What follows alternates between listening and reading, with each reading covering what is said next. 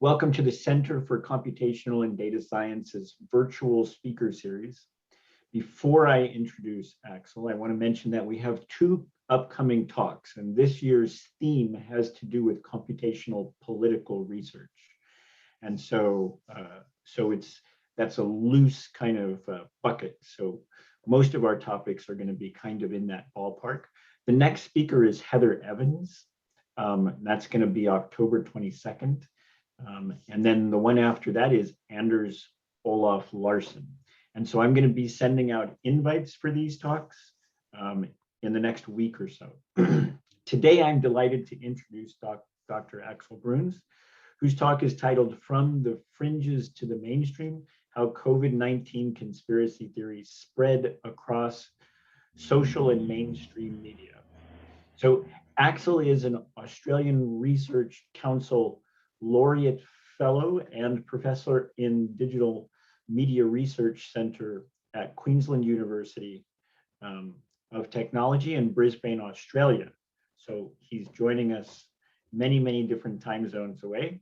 He is a chief investigator of the ARC Center of Excellence for Automated Decision Making and Society, and has among his publications two books I highly recommend. One is called Are Filter Bubbles Real? And the other, which is kind of near and dear to me since I study gatekeeping, is Gate Watching and News Curation, Journalism, Social Media, and the Public Sphere. I've known Alex for about a decade, and I've always found interesting and useful tidbits in his research talks. So I know I'm going to enjoy this, and I hope you do too. So help me welcome Axel Bruns.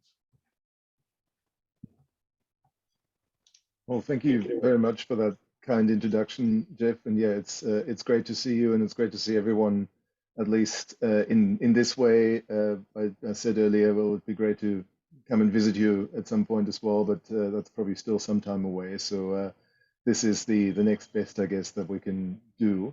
Let me start by sharing my screen here so we can get going and start the timer as well.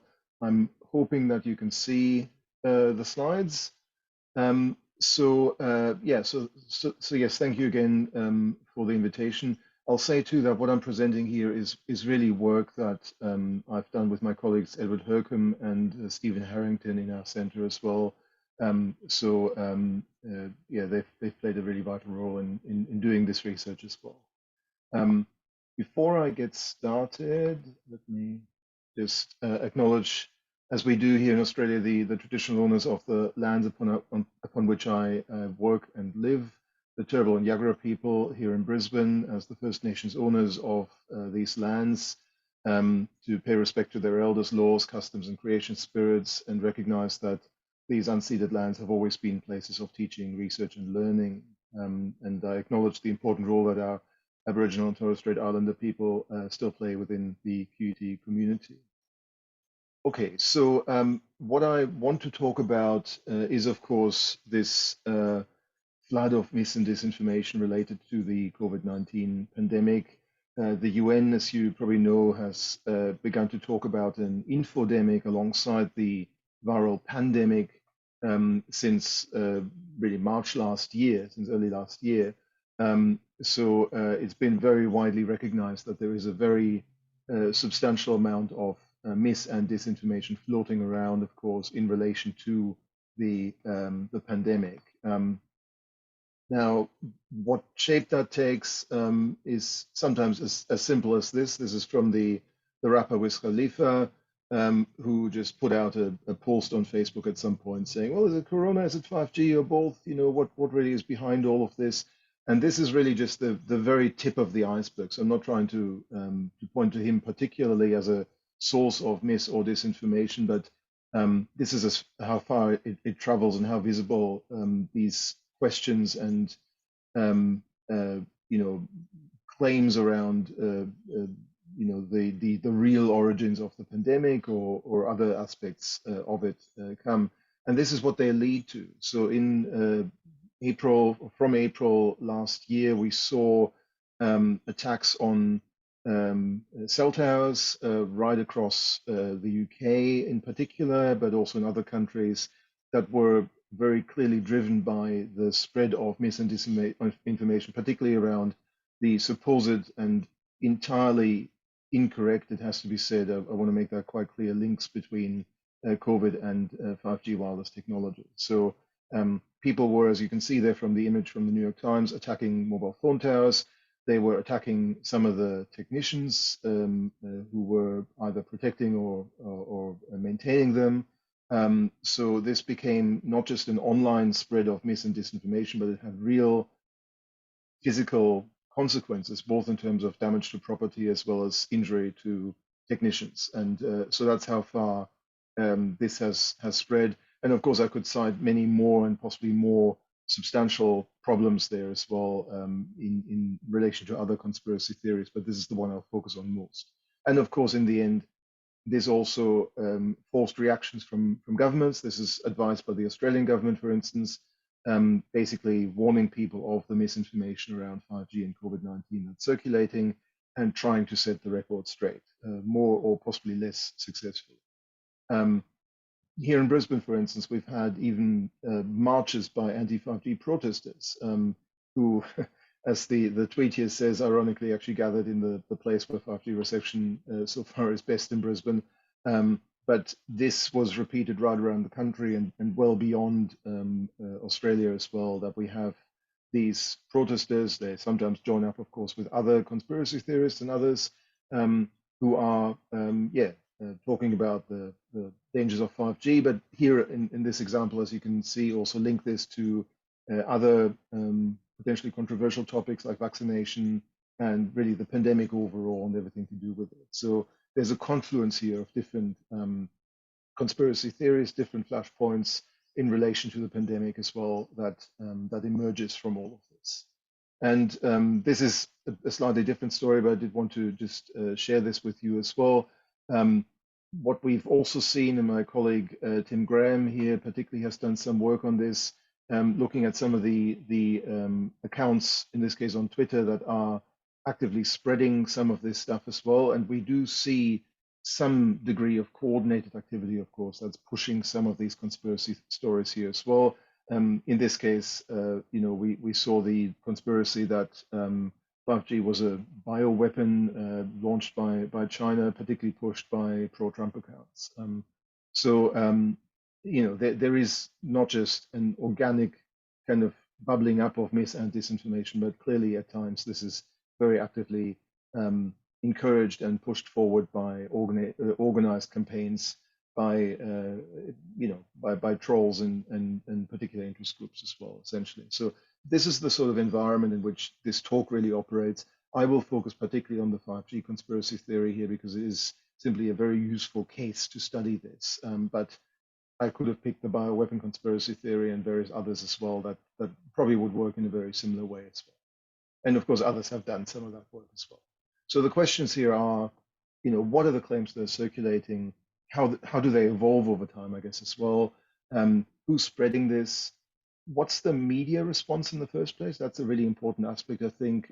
So how is this treated in the media? How to what extent is it debunked in the media and so on? What about takedowns and other actions against this kind of content or the people who spread it? And what do the official actors do, whether that's government authorities, official spokespeople, possibly spokespeople for the technology companies, the mobile providers and so on, medical experts and so on. So what's their response? How does that play out? Do they respond? And perhaps when should they actually be responding to this? Now, to do this, what we've done in our study is to, in the first place, generate a data set from Facebook that searched for a bunch of terms related to COVID and 5G. So any posts that we could capture via CrowdTangle, the Facebook data access tool that essentially thematized both the COVID pandemic and 5G.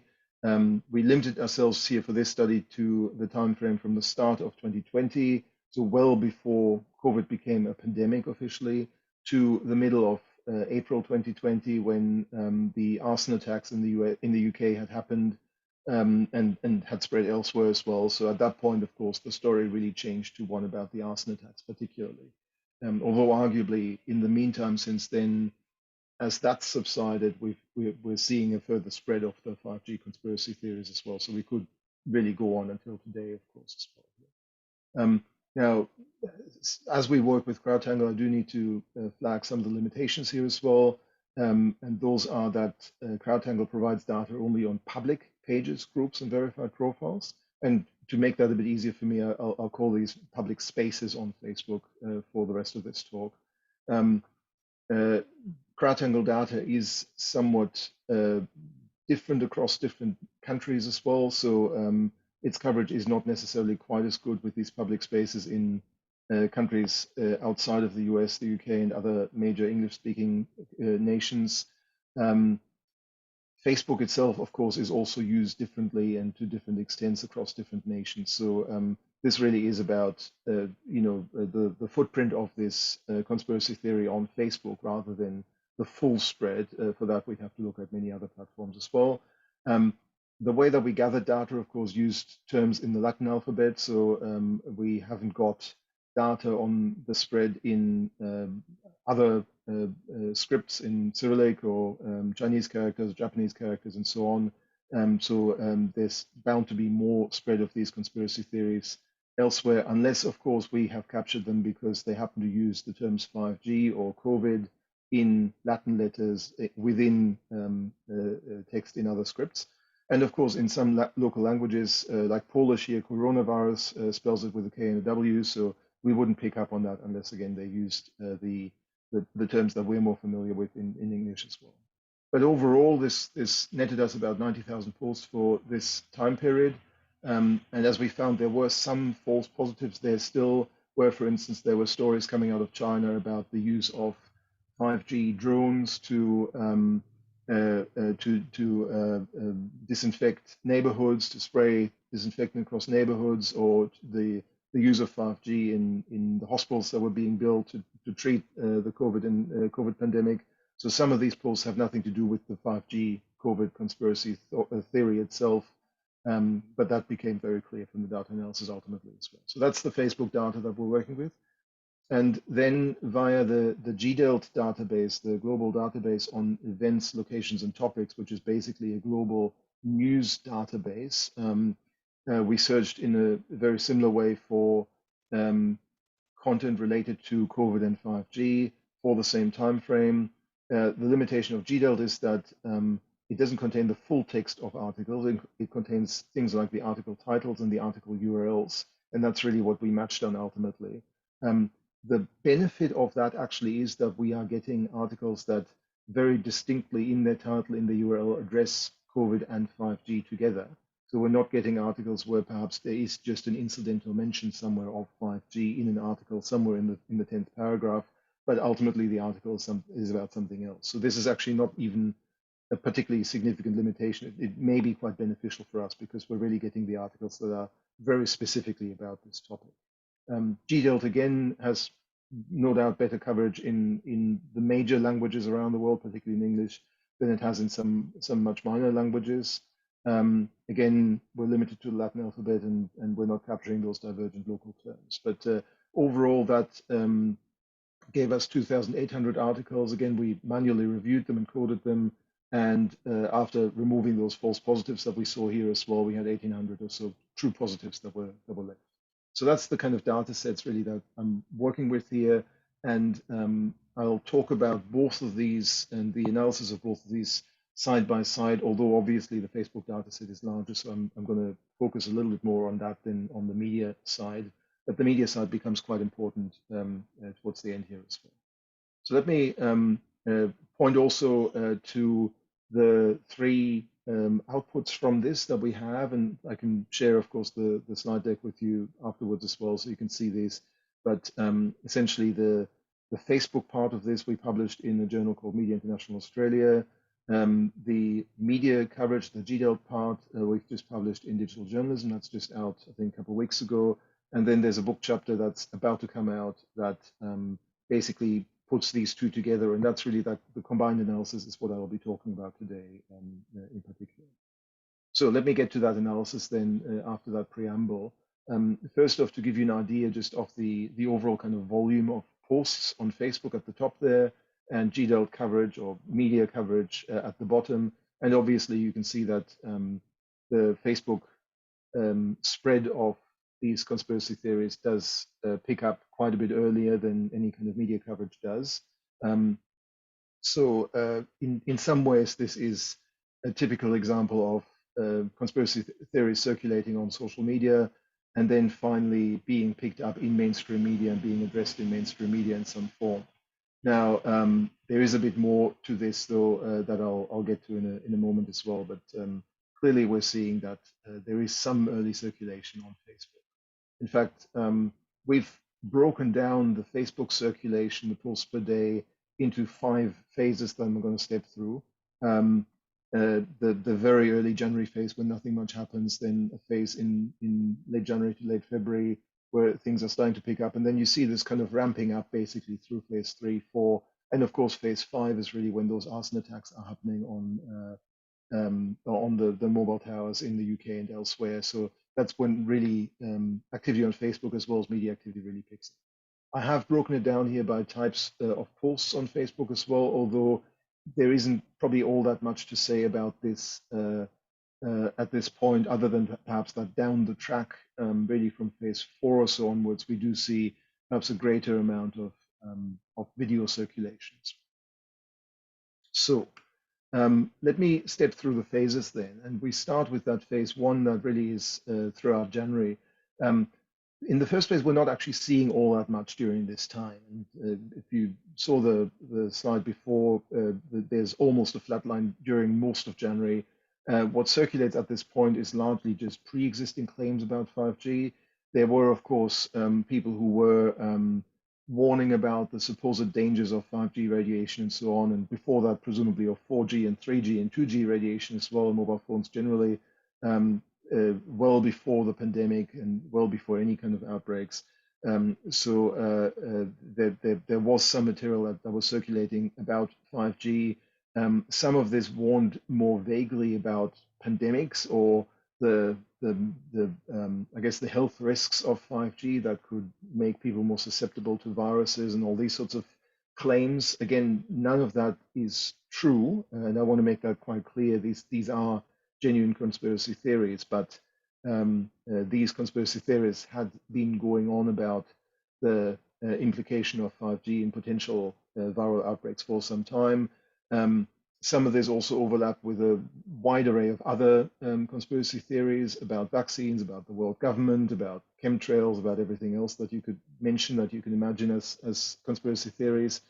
And then finally, in late January, on the 20th of January, this is the first evidence that we find of a genuine direct, a post genuinely and directly linking 5G and COVID together in this French blog, actually, Les Moutons Enragés, which I think means the outraged sheep.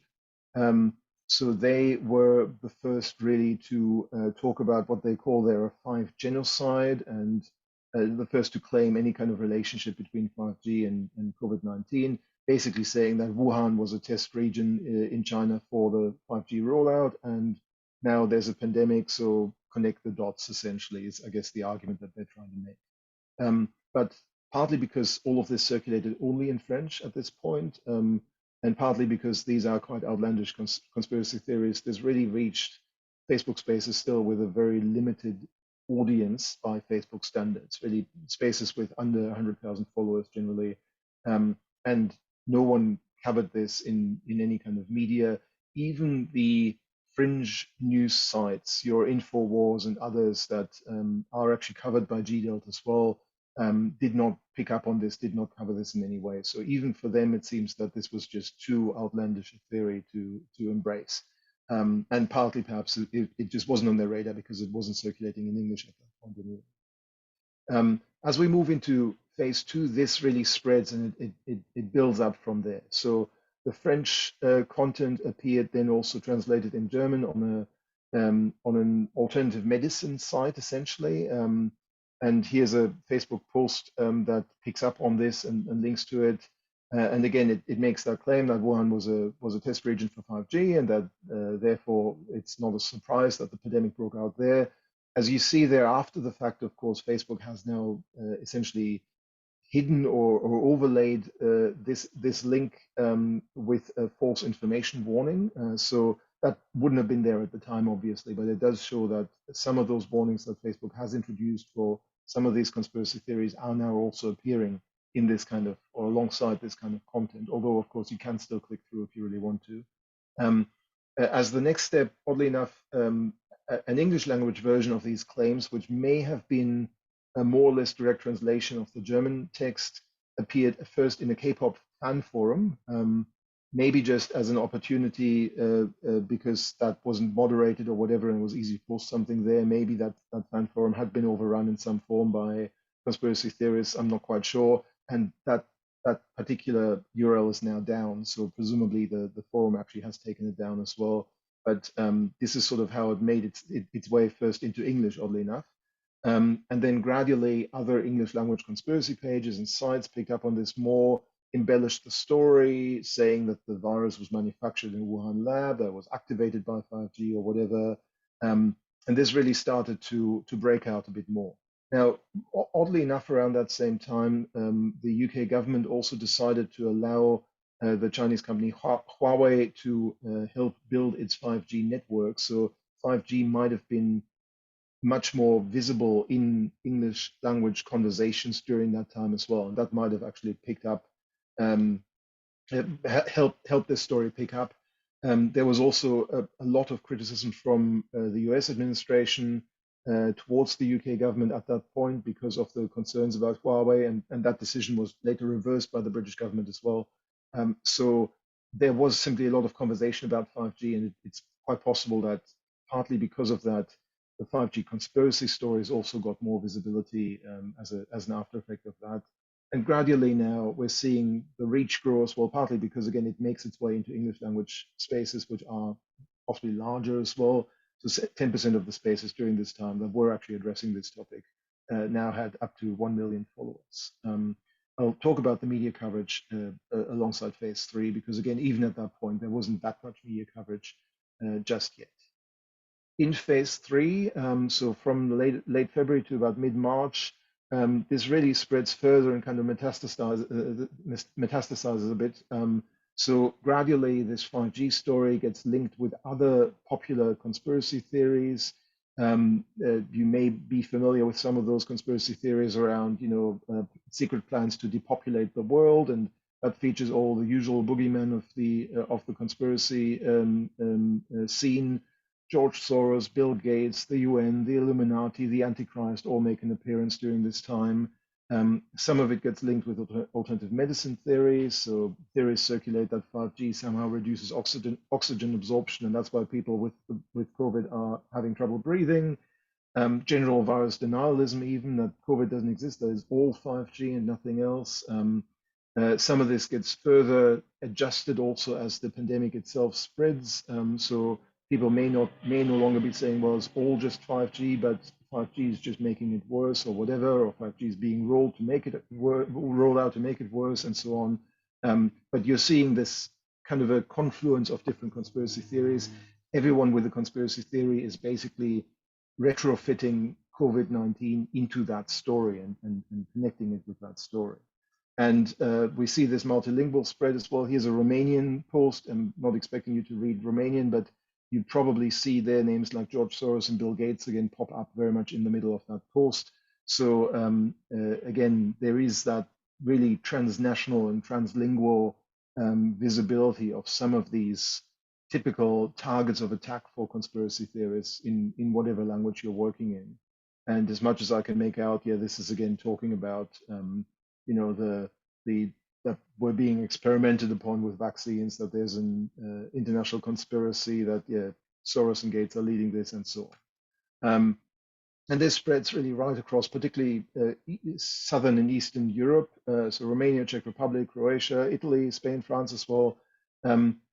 Interestingly enough, and I don't want to point fingers, but these are also often typical targets of Russian disinformation. So it is possible that there is some degree of coordinated activity going on there as well.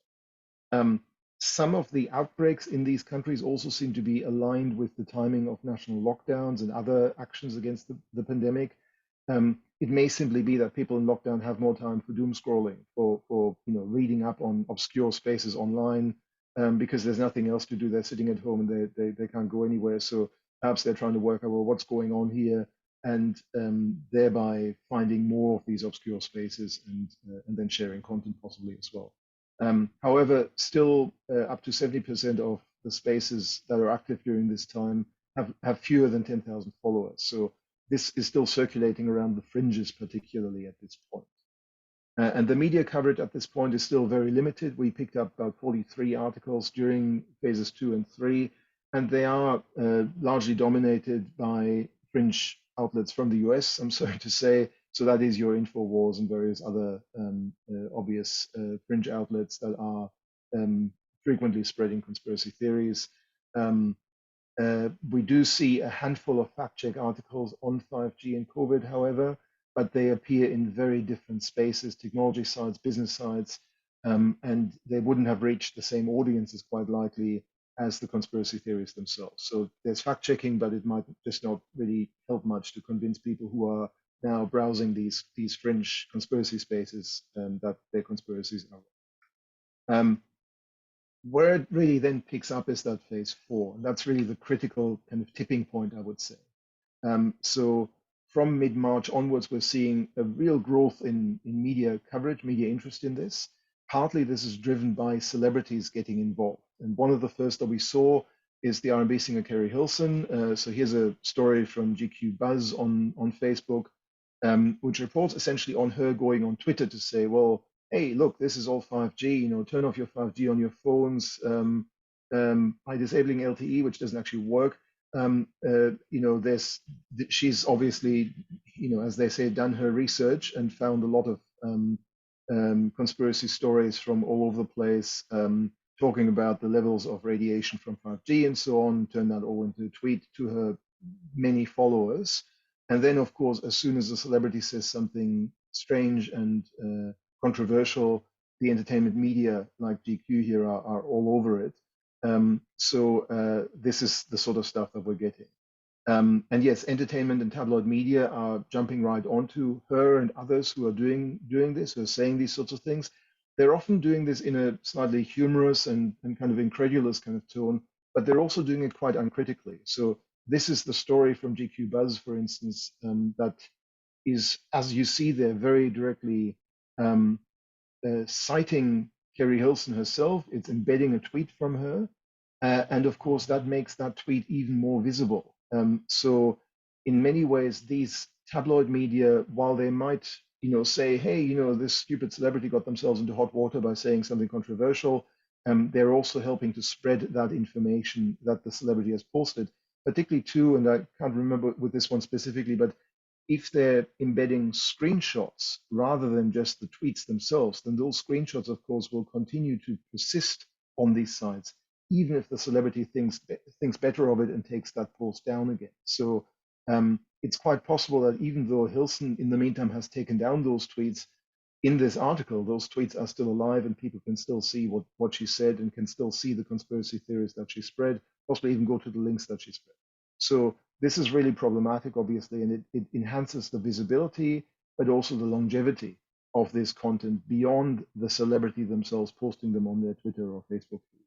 So this is actually quite problematic. So the celebrity reporting gives this a lot more longevity and a lot more lasting impact ultimately. So yeah, a number of the celebrities who get involved, and Carrie Hilson's not the only one, kind of delete their content again after the backlash that they're getting, after people are getting to them. Maybe their managers are just saying to them, hey, stop this, and take it down again. Some of them will do that. But the circulation of their claims continues well beyond them perhaps having a rethink. We do see also quite significant spread here in other regions of the world, in Africa and Southeast Asia, partly also again because the entertainment media in those regions are picking up on celebrities elsewhere. We saw the popular site in the Philippines, Rappler, which is covering a lot of celebrity content, for instance. So from Carrie Hilson and others, it spreads into the Philippines and it spreads into Southern Africa and other places because they pick up on these celebrities saying these things.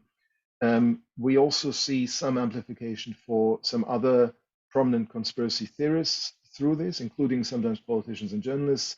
And in part, this is again because the celebrities are actually pointing attention towards them too.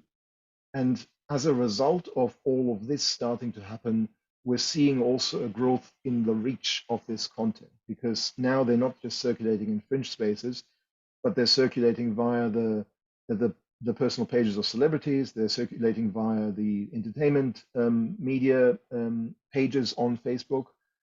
So we're seeing a considerable growth in the reach of this content. And the media coverage, as I say, really changes during this time. It's still at this point, because this is still the start of the real outbreak, it's still somewhat low. We pick up about 100 articles during this time of about 2 weeks. And many of them are entertainment and lifestyle outlets, tabloids, and so on. Many of them contain direct quotes of the conspiracists themselves, or at least of the celebrities' social media posts, which in turn quote conspiracy content. But there is also, and this is obviously good to see, a growth in fact-checking articles. However, again, not necessarily in the spaces that are most active in spreading this conspiracy content.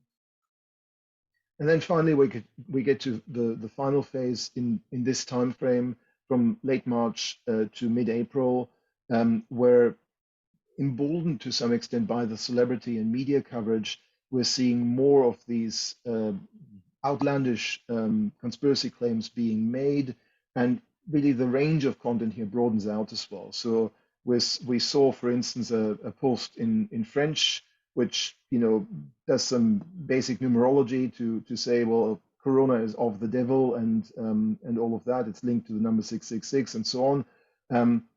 Now, this sort of stuff, if you look at it, you wouldn't think it actually goes very far. But in Africa, in French-speaking Africa and France, it reaches nearly 30 million followers via Facebook.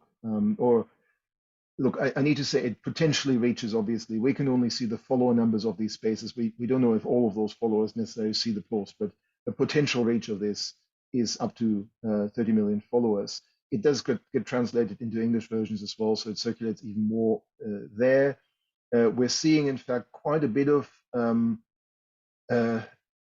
African evangelicals getting involved here as well. This is a apparently quite popular evangelical pastor in Nigeria, who, as you see there, is drawing up some strange, vaguely Sean Hannity-like kind of map of connections between COVID and vaccines and 5G and everything else. The Internet of Things is in there as well. The New World Order is in there, so bringing together all these kinds of conspiracy theories to connect them up. That has an audience, a potential audience of up to of over 43 million followers across the space that it's shared. There is, and this is perhaps the most direct link to the arson attacks that happen later on, a post that ends with we need to clip all wires and burn it all in massive bonfires. Fire destroys all. Which seems to be a fairly direct incitement to attack these 5G technologies and 5G towers. Now, the reason I'm showing it to you in this form is because this is actually later on taken down as well. So this is one of those posts that Facebook genuinely has taken down rather than just hidden behind a warning. And that's made on the 30th of March, just before the attacks start to happen in the UK. So while we don't really quite have a smoking gun here, there's certainly an interesting alignment there in the timelines. And it's quite possible that this post would have circulated into particularly perhaps evangelical communities in the UK, and possibly more African British communities in the UK as well. So there is a pathway from here into the UK that's quite probable.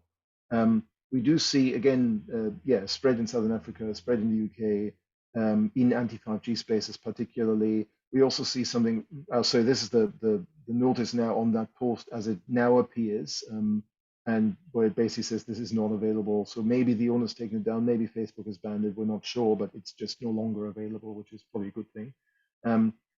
We see weird things like this as well. This claims to be by a former executive of Vodafone in the UK. As it turns out from media reporting after the fact, this is actually a Zimbabwean pastor that's based in Luton in the UK, who has claimed to be a former Vodafone executive and is making these claims. So for some reason, there is a strong evangelical connection here with this particular claim, in the UK especially.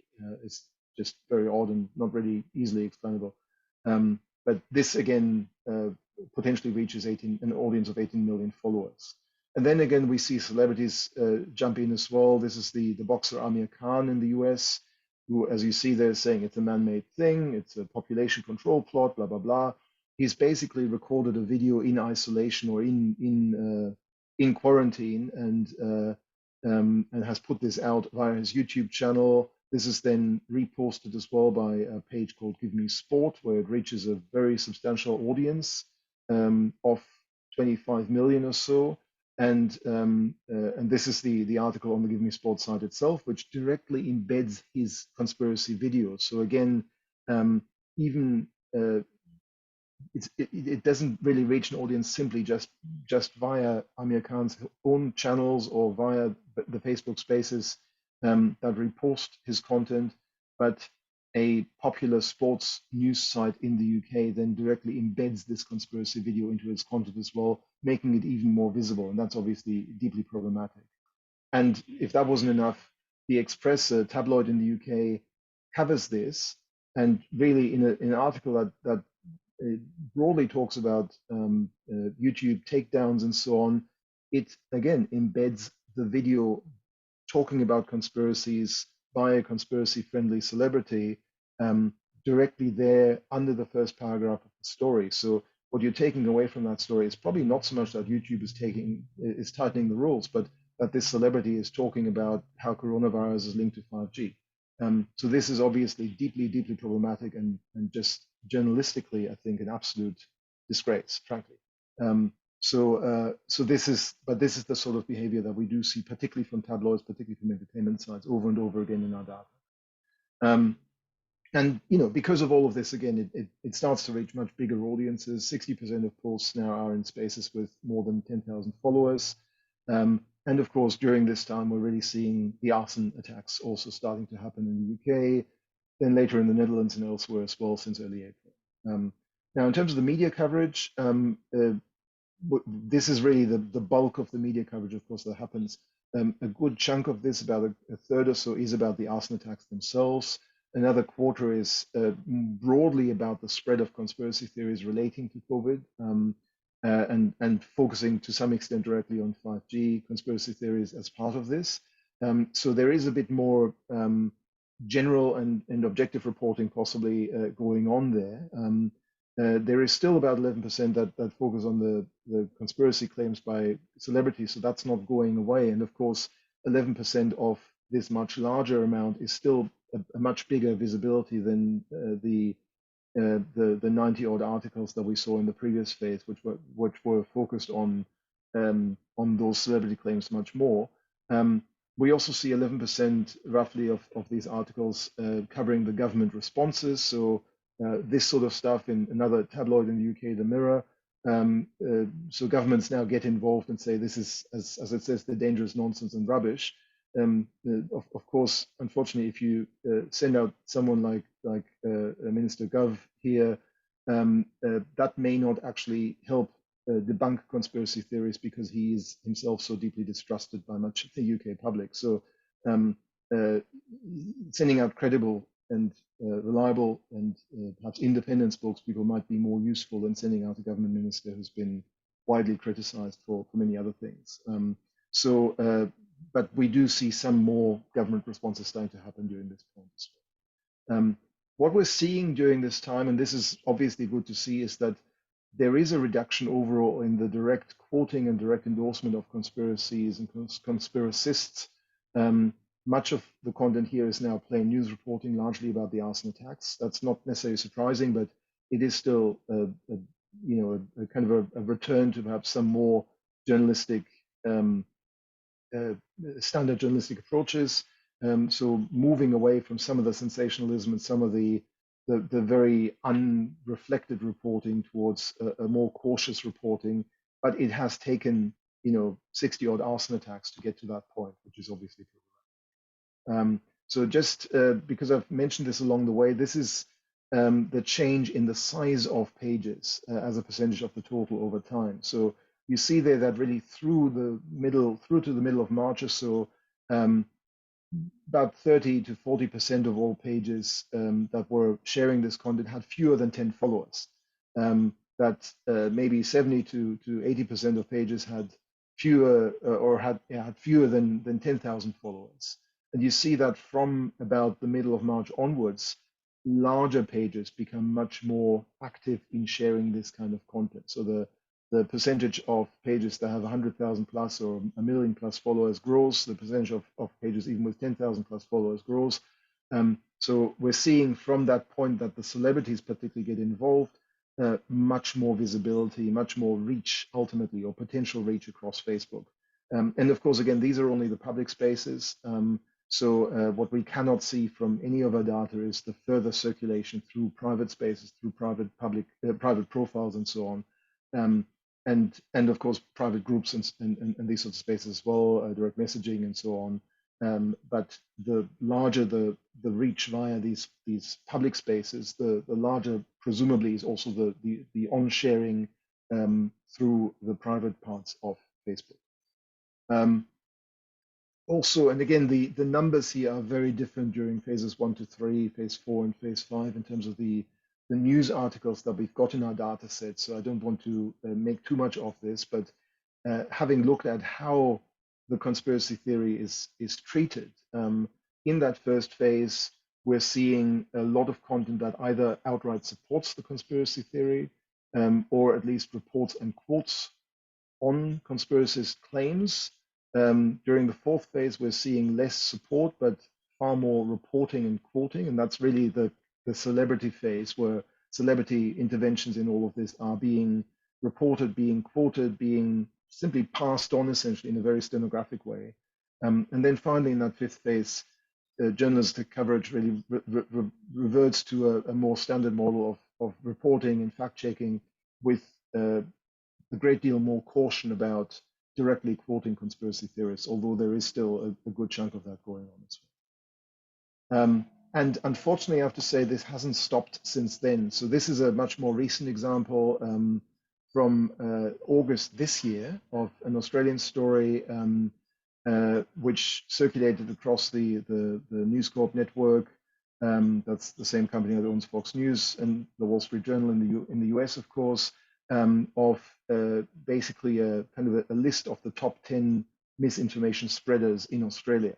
Now, this is hopefully quite self-evidently problematic, because what it does is do the very opposite of deplatforming. It actively platforms these people and makes them much more visible to ordinary news audiences in Australia. It literally lists the top 10 misinformation spreaders. It provides direct access essentially for people who are curious about misinformation to these people. So it really is a genuine boost, unfortunately, to these misinformation spreaders and their visibility. So even today, and even by journalists who otherwise are actually pretty good in what they do, there are still these deeply problematic forms of coverage that are continuing to happen, possibly well-meaning, but ultimately all that they do is help the conspiracies spread the word and attract more people to their cause. So even today, we're still seeing journalists make these very fundamental mistakes in how they cover these things, and I think that's just really, really problematic, of course. And so it hasn't stopped with the endpoint of our data, of course. So let me come to some conclusions here, and then hopefully we have a bit of time for discussion still too. What we observe and what I think we can recommend from all of this is, first, the really immediate impact of the hardcore conspiracist sites is actually quite limited. They reach a very limited audience. They are perhaps a problem in themselves, but they don't in themselves have significant influence beyond that hardcore of people who are already on board with their conspiracy theories. That's really the first few phases in our data. We see that, yes, they are raving at the mouth about 5G and COVID-19, but it just doesn't really go anywhere. It doesn't reach large audiences beyond the already converted. Celebrities are one of the key vectors of spread in this. So they can become super spreaders of mis and disinformation. They might think that they're doing the right thing, but by amplifying some of these conspiracy theories, they make them much more visible. They insert them into much more general conversations that are amongst people who are following celebrities, not people who are following conspiracy theories. And so they are the ones that make these things, yeah, much more visible and much more acceptable, possibly as well, by endorsing them. And that obviously is a very significant problem.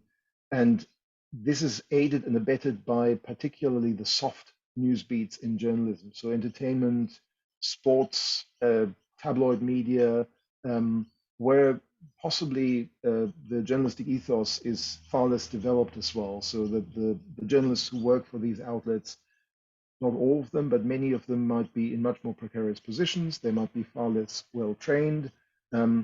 They are, to be perhaps a little bit disrespecting of them, they are in entertainment journalism because perhaps they can't hack it as a political journalist, or in other hard news areas. So they seem to apply, certainly from our data, fewer journalistic checks and balances, less fact checking, less review of the impact, I guess, of the stories that they're publishing. Often the coverage of celebrities is very stenographic. It's basically just saying he said, she said, someone got themselves into hot water, or look, here's a screenshot or an embed of their tweet or their Facebook post. Isn't it funny? And I think these journalists and these outlets really need to reflect much more on the impact that their reporting has on general public well-being. And they need to act more responsibly, particularly when it comes to these kinds of really damaging and harmful conspiracy theories. So this is the soft underbelly, the weak spot of journalism in many ways. We haven't looked in great detail at takedowns, but what we do see from them is that they do delay and disrupt the dissemination of some of these stories. We see in our data, for instance, that some videos that were shared at some point are taken down and deplatformed, and that really disrupts the spread. Some of them get uploaded again to alternative video sharing sites and reposted and so on, and there's some other workarounds for these takedowns. But amongst ordinary users, it seems quite obvious that takedowns do delay this kind of dissemination and do frustrate the broader spread of some of these videos particularly, but also other forms of content. So what that does essentially is to introduce more distance between the mainstream and the fringe groups. It makes it more difficult for fringe conspiracist information to spread into a more mainstream audience and to affect a more mainstream audience.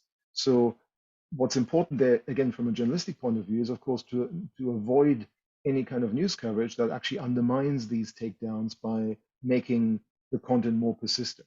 So embedding or even posting a screenshot of a celebrity's post, embedding a celebrity's conspiracy video in a mainstream news article really obviously spreads and aids the spread of this damaging information into the mainstream. Sometimes even some of the news outlets will actually create their own video version of a conspiracy video and stick that on their own video server. So even YouTube takedowns aren't going to reach that kind of content anymore.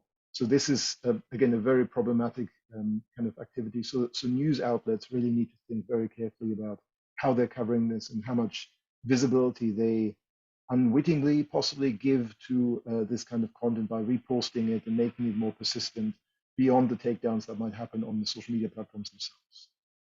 And then, of course, one of the really key questions in all of this is, when should official authorities, whether that's government or companies or anyone else, experts, respond to this mis and disinformation?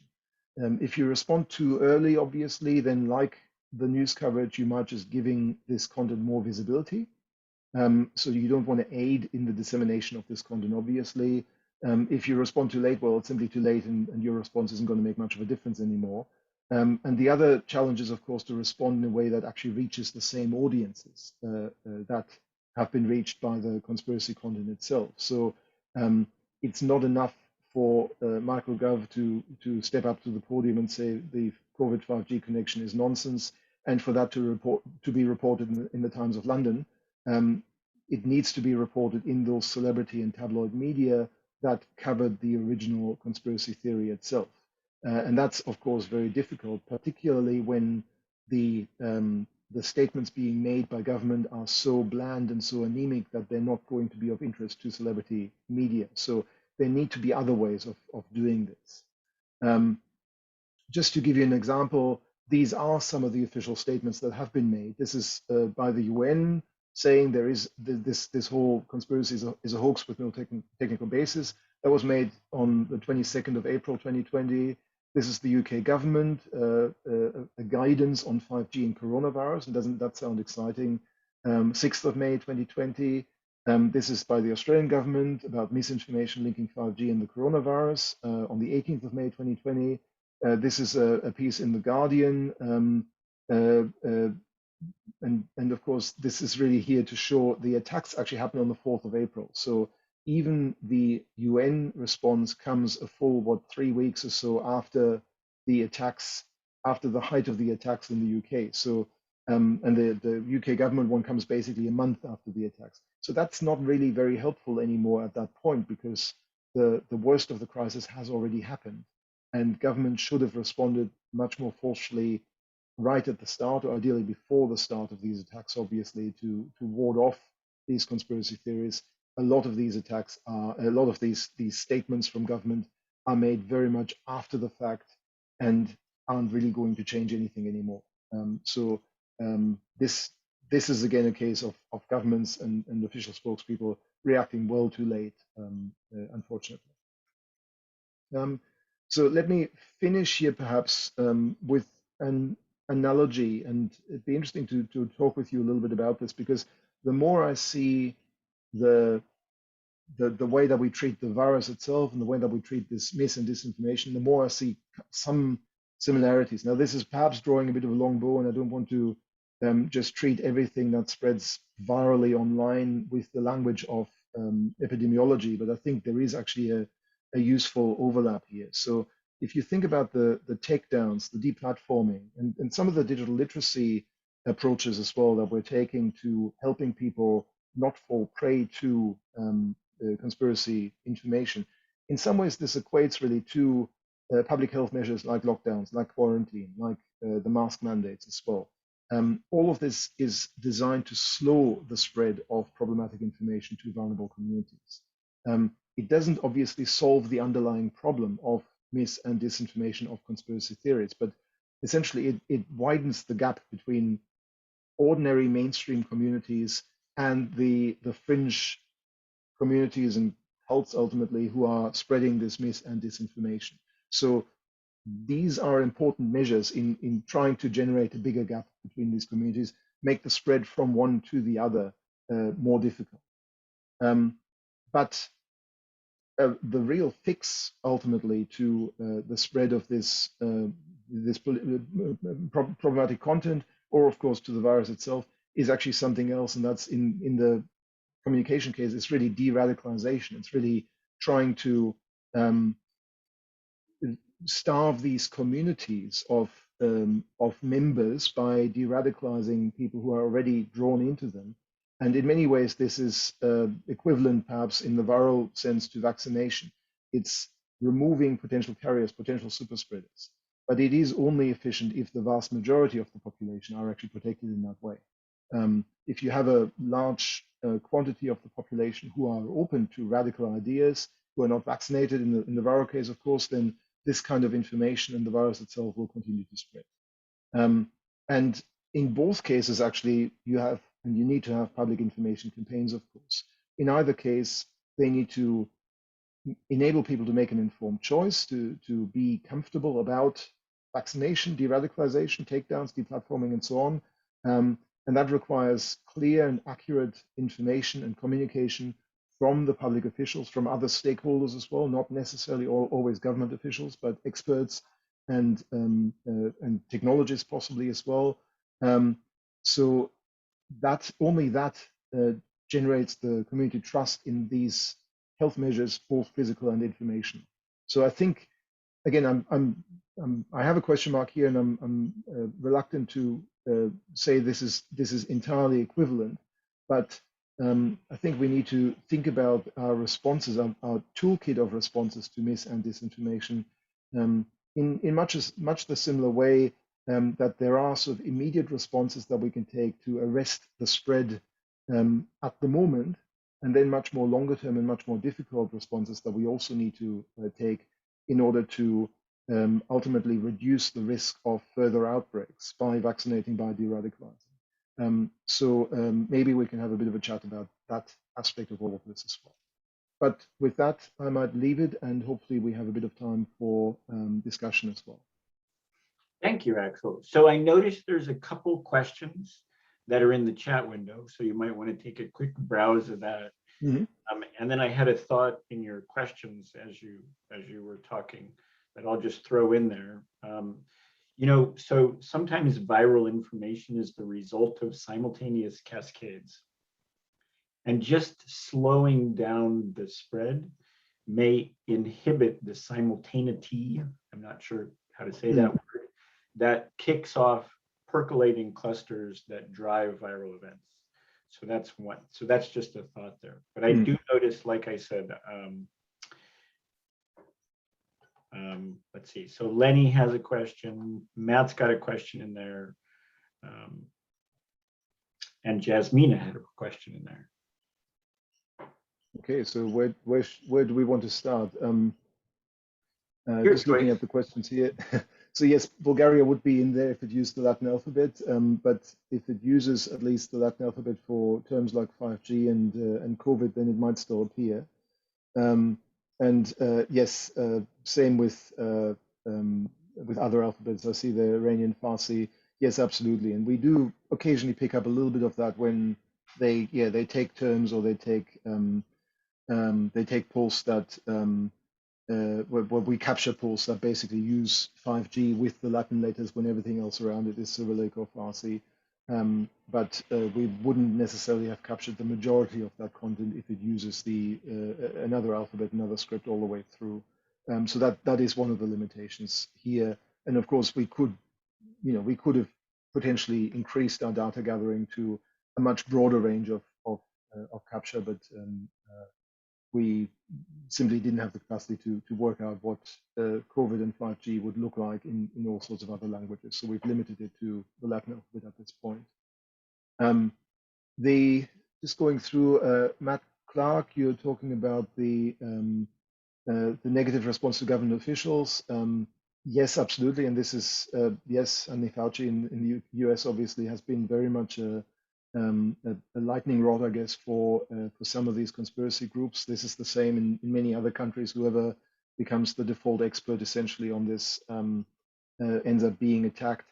Again, to a certain point, if the attacks are coming purely from fringe groups, then they may not be worth responding to because it just gives these fringe groups more visibility, of course. So there is again a calculus to be made. To what extent do you engage with these or simply ignore and thereby essentially deny them platform? But yes, if celebrities got more involved, and there have been, in fairness, there have been a bunch of celebrities who've been more active than others in talking back and essentially responding to perhaps their followers who were trying to get them to share mis and disinformation by saying, no, actually, I fully agree with the science, and I think we should all get vaccinated and masked up and whatever. So some celebrities do get it in the end, but quite a few, I think, are simply obviously not equipped to really fully understand the science, perhaps, or just not that interested in it. So we do. I think if we saw more celebrities get involved in the public health effort, then that may well help, of course. However, it could also backfire if a celebrity who's very obviously aligned with one side of politics obviously speaks out, then the other side of politics would probably just say, well, obviously they would say that, wouldn't they? So I don't know, if Lady Gaga says, yes, we should all get vaccinated, that's great, and her followers might do it, but the people who hate her aren't going to be convinced by that. So you'd need really celebrities from all sides of the political spectrum as well in doing this. Just going through, Lenny, have you spotted any connection between the current political situation? Yeah, it's difficult to say this in in full, because again, what we're looking at here is covering obviously quite a broad range of countries. But I'd say at least anecdotally, yes, certainly there have been connections between the local political context and the perhaps the visibility of some of these conspiracy theories. There are some really obvious examples, I guess. I mean, in Brazil, you've basically got an anti-vaxxer president, for instance. So clearly, that makes it a lot easier to spread conspiracy theories about this as well.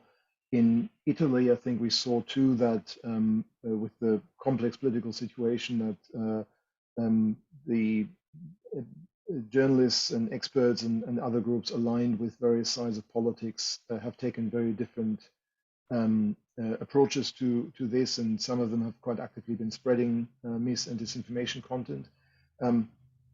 We do see sometimes some very odd and unusual alliances there as well. So in Germany, for instance, there's the far right, neo-fascist party, the AfD, that has been very vaccine and mask skeptic, particularly, and has been spreading some conspiracy theories at times. And oddly enough, they kind of often align with the alternative health or alternative medicine fringes that are essentially also rejecting scientific evidence and are pushing their own wonder remedies, whether that's hydroxychloroquine or ivermectin or whatever else is the current drug that they're pushing. So sometimes you get these kind of weird alliances between what is far right and what normally would have been perhaps far left and quite hippie ultimately. So there are some really weird connections there that we see there as well. But I wouldn't want to go as far as making any kind of general claims here, because we would need to look much more specifically into the situation in specific countries to do this.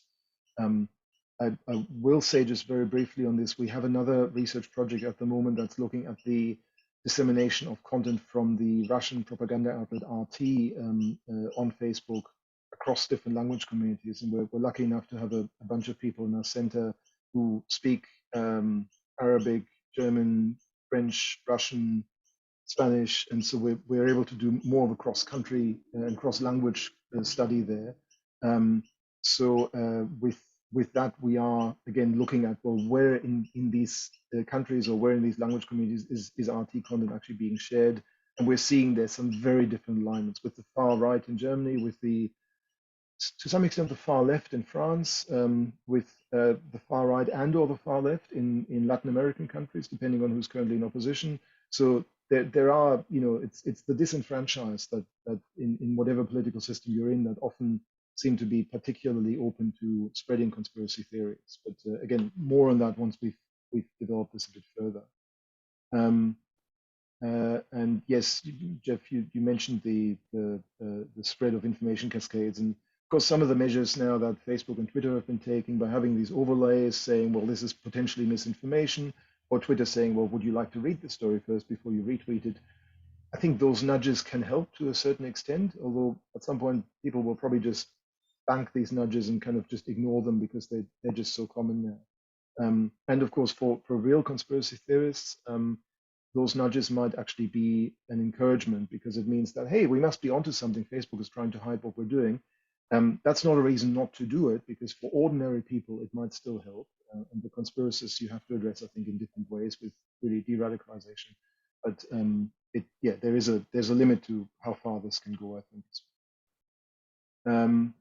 And I think, Jenny, you've got your hand up as well. Hey, Axel, it's great to listen to you. Hopefully my internet, it's really bad right now, so hopefully I come across as not a pixelated set of mush.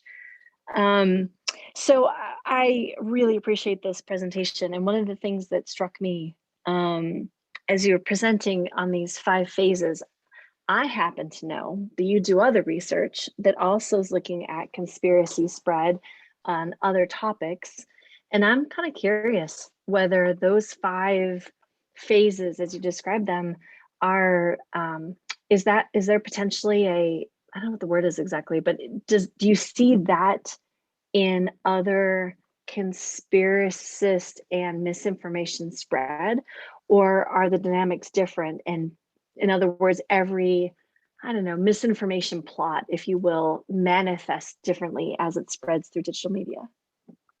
Yeah, that's a really good question, and I'm not sure I can say yet, to be honest. And I guess maybe just for background, so Jenny is also part of a research project we have here that's basically about the spread of mis and disinformation. And for that, we've gathered a very large data set essentially of links to known or suspected problematic news sites, fake news sites, if you will, from Facebook over the last few years. What we haven't done yet really, and that's I think that would help answer that question, is to look at a broader range of conspiracy stories or fake news stories essentially, and how they spread over time. And I think that will help give us an idea of whether these phases are kind of repeated in other cases as well or not. I think it may depend to some extent on the nature of the conspiracy story as well. Some, of course, are very narrow and very short-lived. So, I don't know, did Joe Biden wear an earpiece at one of the presidential debates or not? That's a very limited kind of thing that Exactly. is there and then disappears again and isn't probably going to spread in this way. But some of the bigger themes, I guess, not so much conspiracy stories themselves, but themes. And in some ways, I should perhaps talk about the 5G stuff as a theme as well, because it has a number of different angles, a number of different ways it's expressed. As you've seen, some of it is linking it to fringe religious kind of views. Some of it is linking it to global new world order kind of claims and whatever. But with these sorts of larger, kind of more complex themes, I think it is quite possible that there is a gradual kind of spread from the fringes to the mainstream, and that again there will be these sorts of tipping points, I guess, at which it moves from the fringe into a much more visible kind of space. And I would expect to some extent celebrities and kind of gateway media, I guess, to be playing a role there. Yeah, it's interesting actually. The celebrity piece is I hadn't really thought about the role of celebrities in as amplifiers of these messages. And so that you caught that, I think, is really important. And I think it goes back to something that Matt had raised in his comment about, if you can, from an intervention point of view, working to encourage influencers to provide counter messaging with their large audiences and that massive voice to be able to drown out or counter or push against some of the conspiracist and misinformation ideation that's coming from other corners. You can't stamp it out. I mean, that's we've always believed in conspiracies and we spread a misinformation. But maybe there are some, from an intervention point of view, things that could be done in service of supporting public health, for example, COVID. So anyway, Absolutely. awesome stuff, Axel. Really appreciate it. Thanks. One, just maybe as an anecdote here, one campaign that we've seen in Australia, for instance, is our largest telephony provider, Telstra, has run a campaign, is still running a campaign with a popular comedian, Mark Humphrey, who is essentially doing this as a kind of comedic shtick that he's basically sitting in an office saying, yeah, we're rolling out 5G soon, you won't need your phone anymore, it'll all be intravenous or whatever. So just really making fun of these claims and thereby making, I guess, the responses much more visible as well. And that reaches obviously a very different audience from just some crusty Telstra spokesman kind of going on camera saying, there's nothing wrong with 5G. So that I think these sorts of approaches do help, and the more celebrities and others can be enlisted. Of course, when I say celebrities too, it's not literally just singers and actors, but there are political celebrities as well, and others, sports stars, and anyone else who's got a significant amount of visibility and a particular audience who could be involved in this. And you're right, just influencers online and others really have a role to play in all of this too. I'm just, Jeff, I know you've got your hand up. I'm just going to go quickly to Matt Clark here again too. So that uptick about entering isolation, again, we haven't done any detailed data work on this, but we have certainly seen that the outbreak, for instance, of Romanian spread of this story seemed to happen exactly at the point that the Romanian government declared a nationwide lockdown. We saw actually in the US as well when there's sometimes just a kind of a very opportunistic response to lockdowns. We saw a number of stories circulating that lockdowns in the US were being used to secretly install 5G in schools. So sometimes it's the story itself that's being used. Sometimes I think it is genuinely that as people are going into lockdown, they're sitting at home 24/7, they can't go anywhere, can't do anything. And what do? You go online and you try and find out when this is going to be over and what really is happening, and you pay more attention perhaps because suddenly it affects you. So I do think there is a connection there between people just sitting around being frustrated and people drifting off into more more fringe areas or simply searching more widely than they do. Yeah, doom scrolling, exactly. And there is I think there is some much older research as well that says that particularly at times of crisis, of course, when the general information environment isn't very clear yet, and even official sources don't have all the answers, that people are more willing to search more widely and basically accept the plausible explanations that they come across, even from less reliable sources, because they're simply desperate for any kind of answers, any kind of future pathways or whatever out of this. So if the government is quite rightly saying we don't know yet, then they're going to go to some medical expert that says, well, if we just switch off 5G, everything will go back to normal. That's of course simplifying it, but I think there is a pattern there, and that's there's been some evidence over the years that people will end up just going to some fringe outlets if the main ones don't really provide them the answers that they're looking for. Jeff. Yeah, so one of the comments Jenny made reminded me of something that I was thinking about during your talk. You show a slide where you've got an area graph. The area graph is showing the phases. But another thing that area graph is doing is it's showing the increase in stories over time, which creates a shape, and the shape is kind of a standard shape, right? So we've seen that a lot. And in fact, if you fit a curve to that line, then you can measure the growth over time. And then if you could create that curve for multiple different conspiracy theories, then you might be able to do things like predict if the curve is sharp enough, does that mean that something is going to happen offline, in the real world? Or at a certain point, then that's when things take off, right? So there's actually been a fair amount of research on predicting how far virality is going to spread based on the shape of the signature. So that might be an interesting direction to go if you have more cases. Yeah, absolutely.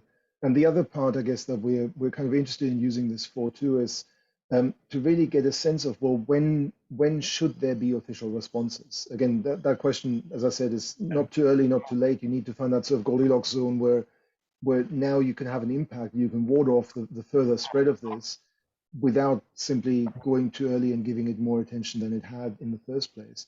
And I've got a new PhD student who's actually been doing some work here with one of our state governments as a social media analyst, and they really in that very practical work in state government, which has responsibility for handling the crisis, they have faced that problem over and over again. Where yes, there are claims about lockdowns or claims about quarantine or claims about whatever, masks and so on, and they've had to work out over and over again. Well, if this is circulating, at what point is it circulating enough that it warrants a response from government or whoever is the appropriate spokesperson to stop that from circulating further, or to at least arrest the spread a bit?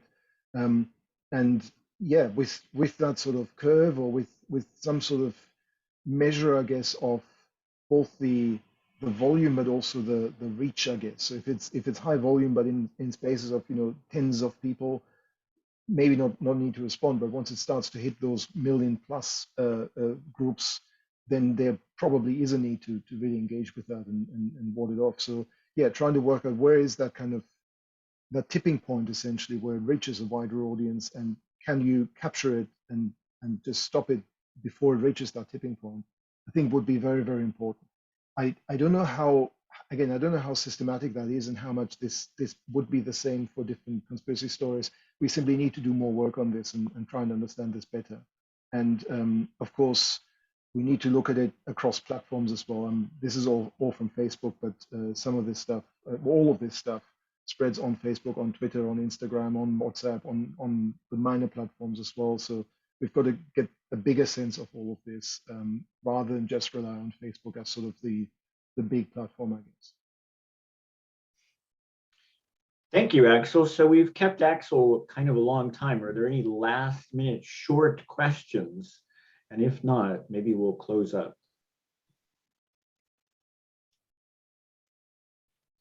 Axel, thanks a lot for taking the time to talk with us. Pleasure. Thank you all. It's been a great conversation as well. Thank you. Take care. All right. Thanks very much. See you soon, hopefully. Bye.